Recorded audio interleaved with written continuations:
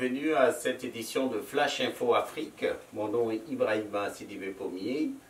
Je suis avec Magouar Pembi. Bonjour Magouar, journaliste. Salut Ibrahima. Donc voici les titres de cette édition. Premier sujet, réunion extraordinaire de la CEDEAO sur le Mali, le Burkina Faso et la Guinée.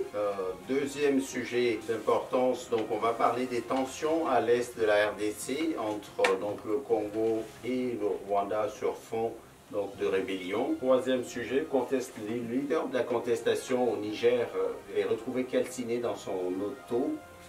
Quelles sont les conséquences? Est-ce que le retrait des troupes Barkhane a des incidences sur la situation politique dans le Sahel? Dernier sujet, on va revenir dans le focus sur les éliminatoires de la Coupe du Monde section Afrique. On sait maintenant les résultats. On va décrypter tout ça avec mon invité. Voilà, et puis on parlera effectivement de quelques brèves actualités locales ici au Québec, au Canada. Bonjour Monsieur Pembi. Bonjour Ibrahima. Alors ça me fait plaisir de t'accueillir sur le plateau de Diaspo Interaction. Donc premier sujet, la réunion extraordinaire qui s'est tenue à Accra au Ghana de la CEDEAO a pris des décisions fortes, a maintenu d'abord les sanctions contre le Mali et donné un ultimatum jusqu'au 25 avril à la junte au pouvoir en Guinée et au Burkina Faso. Qu'est-ce que ça t'inspire, les décisions qui sont sorties de ce sommet à laquelle Assimi Goïta, le président malien de transition, avait refusé d'y aller? Mais la première chose à dire sur le sujet en ce moment, c'est que normalement les pays de la région devraient mettre en place des mécanismes d'apaisement. On devrait plutôt avoir une discussion et aller dans le sens de remettre un peu les choses dans le bon ordre et surtout de faire en sorte que les populations civiles souffrent le moins possible de toutes ces perturbations. Or là, j'ai l'impression que c'est une logique d'affrontement qui s'installe et qui va rester dans la durée avec évidemment une méfiance exacerbée, notamment de la part de ceux qui dirigent au Mali, au Burkina Faso et en Guinée, et aussi le sentiment que la CEDEAO est en train de se couper de ces populations, parce qu'on va se rappeler que ces coups d'État ont reçu un certain accueil positif de la part des populations. Et là, la CEDEAO, en insistant dans cette voie-là, alors qu'il y a une réalité qui est là, avec laquelle il faudra accepter de composer, en insistant, en prenant ces positions extrêmes, sans en même temps avoir les moyens de changer les choses, parce que je ne vois pas la CEDEAO aller au Mali, au Burkina Faso, en Guinée, je ne sais pas moi, avec une armée pour renverser le pouvoir qui est sur place. Donc les pouvoirs qui sont là vont rester. Il fallait plutôt essayer de trouver une voie d'apaisement, une voie de sortie. Ça, c'est une chose. La deuxième chose, on sait que la France, les pays occidentaux, l'Union européenne sont contre ce pouvoir qui s'est installé de manière non démocratique. Ça aussi, il faut le dire. Sauf que dans ce contexte-là où la France en a fait un problème majeur, quand la CEDEAO reprend dans ses communiqués ses condamnations, elle peut aussi donner l'impression à la population générale qu'elle répond aux injonctions des puissances occidentales. On traverse une période où les Africains, c'est une chose qu'on supporte de moins en moins que d'avoir le sentiment que ce qui se passe sur le continent est dicté par Paris, par Londres, par les États-Unis. Et justement, c'était d'ailleurs ça la thèse du pouvoir malien de transition, justement, qui disait que cette organisation est instrumentalisée par des puissances extérieures. Et d'ailleurs, les plaintes qui avaient été faites par justement les autorités maliennes, il y a eu donc une décision de l'UEMOA, du tribunal de l'UEMOA, qui a suspendu justement l'embargo, même si la décision continue, mais c'est quand même une première victoire du pouvoir malien qui avait jugé justement cet embargo illégal, illégitime par rapport à la situation globale du Mali dans ces derniers temps.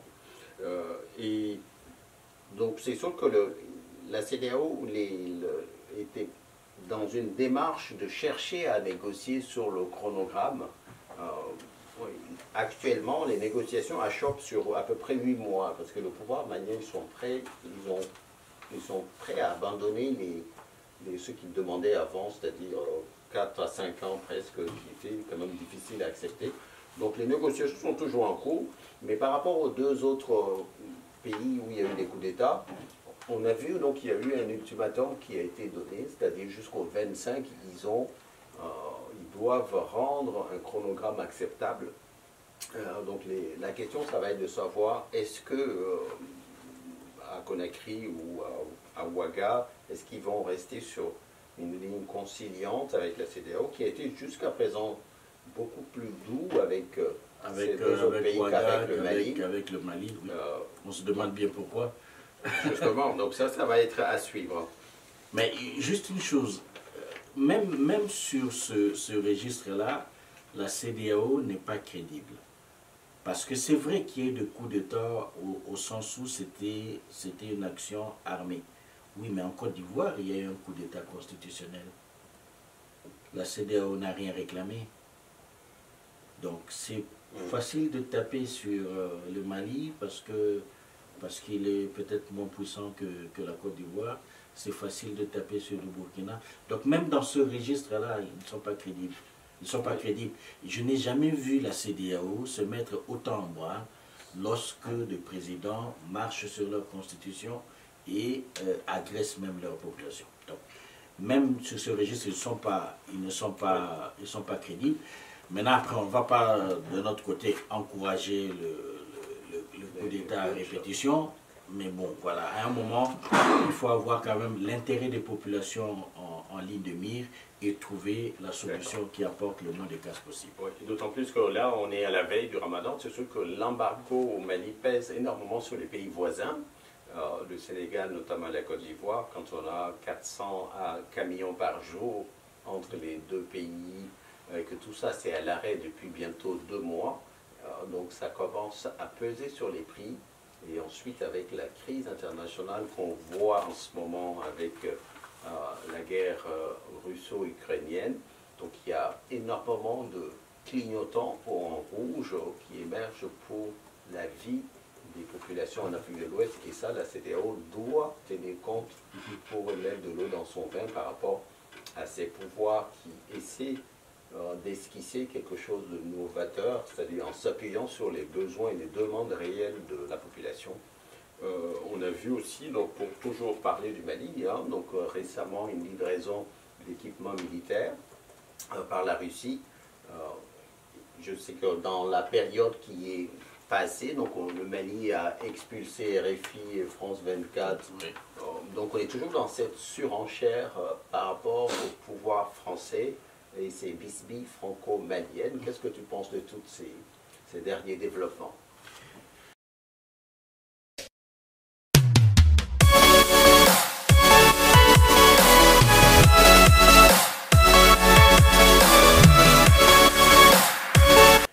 Mais en fait, le constat il reste le même. La première chose, c'est qu'il faut vraiment aller vers l'apaisement pour l'intérêt des populations.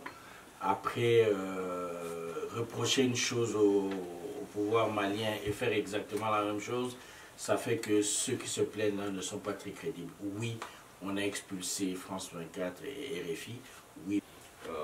Donc, qu'est-ce que ça t'inspire en bref, on a vu du beau match, on a vu du suspense, des tirs au but. Absolument, absolument. Mais écoute, moi, j'ai pas trop tendance à faire une opposition entre Afrique du Nord et Afrique subsaharienne.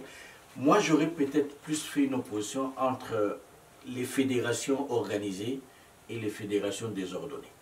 Voilà, c'est plutôt ça que j'aurais vu. Et globalement, il n'y a pas eu de surprise en tant que telle.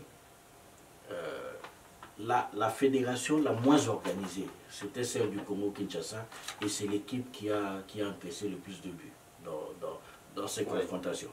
On a pris 4 buts à Casablanca pour le Congo, alors que tous les autres matchs se sont soldés soit par un match nul, et que les gens se sont qualifiés parce qu'ils avaient marqué un but à l'extérieur, ou alors carrément c'était des pénaltys, comme entre le Sénégal et l'Égypte, ou alors c'était un écart d'un but.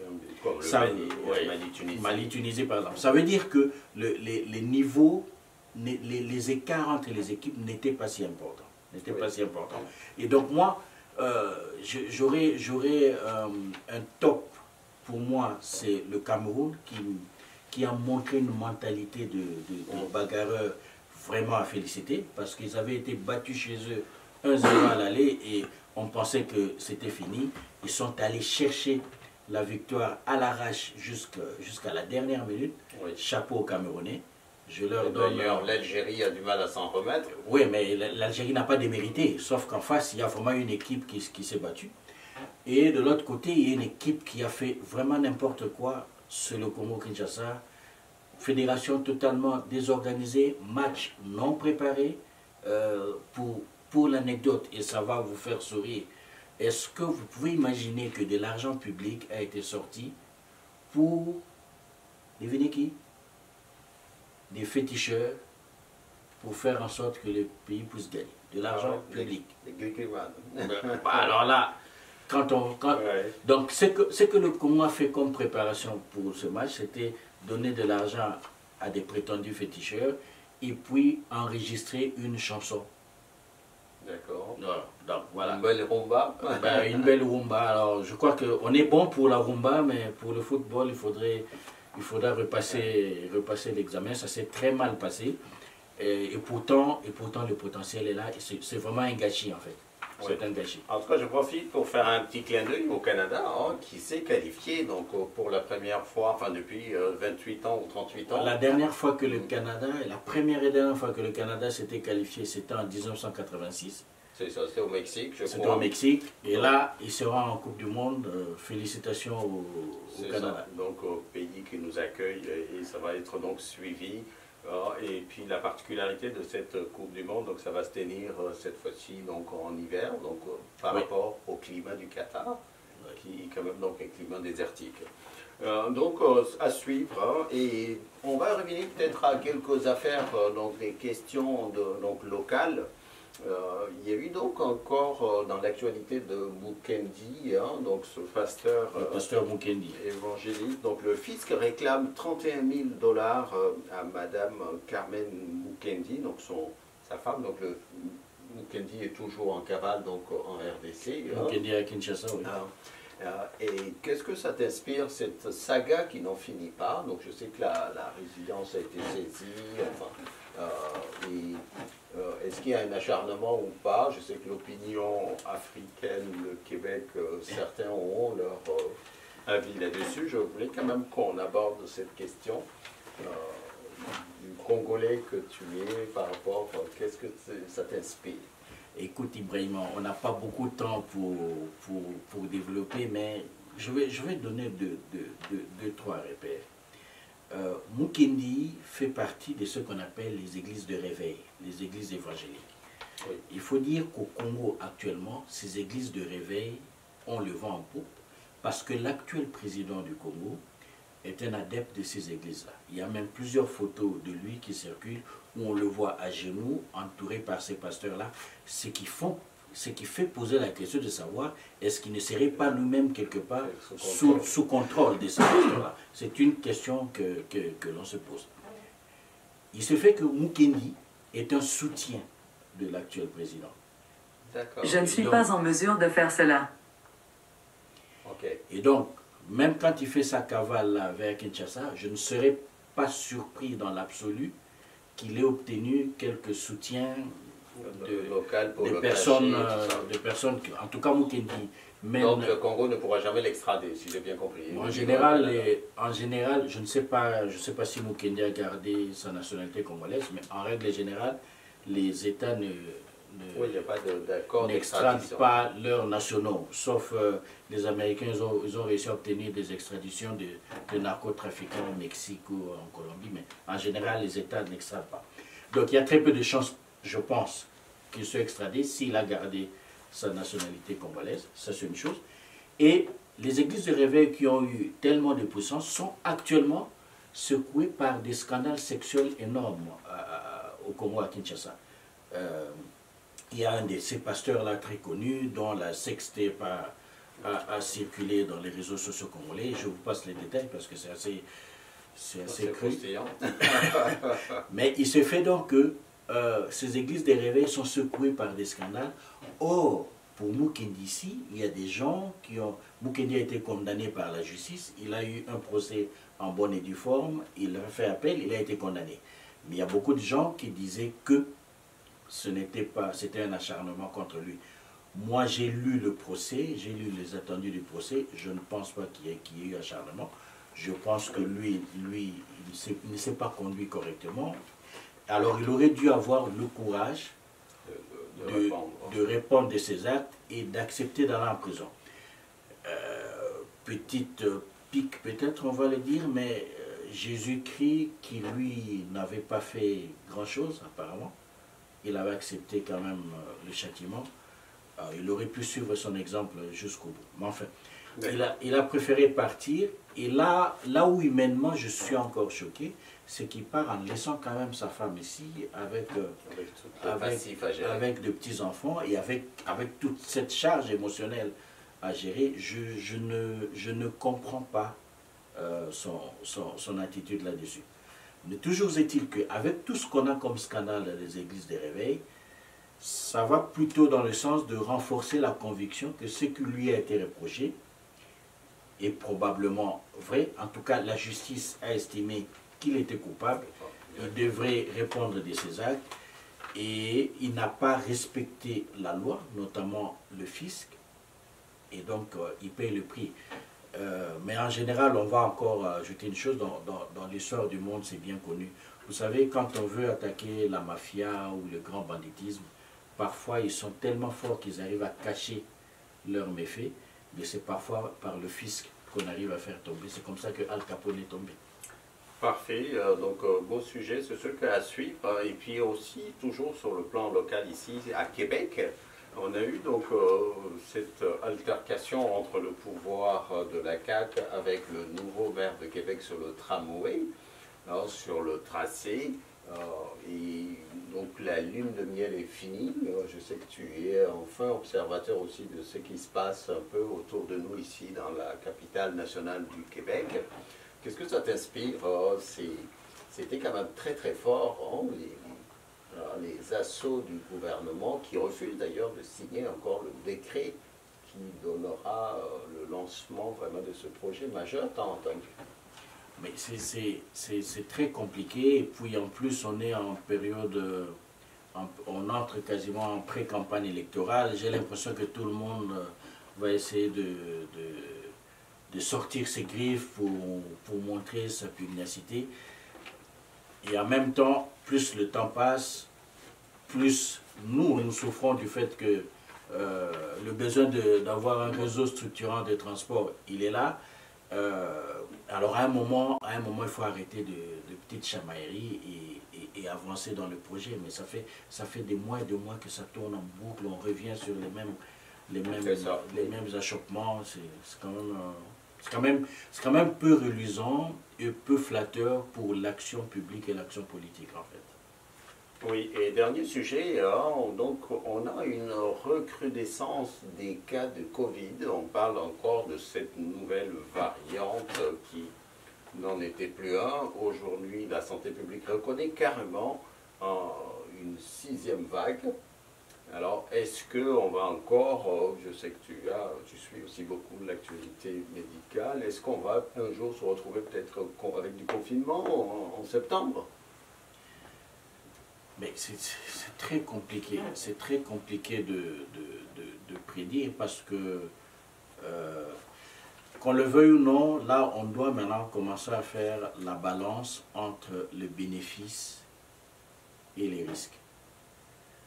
On a dû confiner à un moment pour éviter que le virus ne se propage, mais le confinement a eu des effets délétères sur le plan économique, mais aussi beaucoup sur le plan de la santé mentale. Il y a des enfants qui sont dans un état lamentable sur le plan de santé mentale. Oui, donc restons vigilants hein, pour les derniers développements donc, de cette Covid et de ce variant.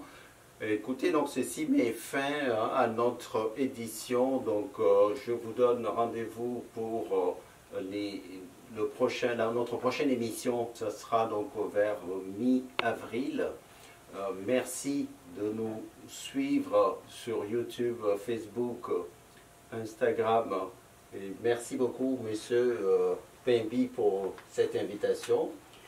Le plaisir était pour moi. Merci et bonne soirée. Bravo à vous, les gars.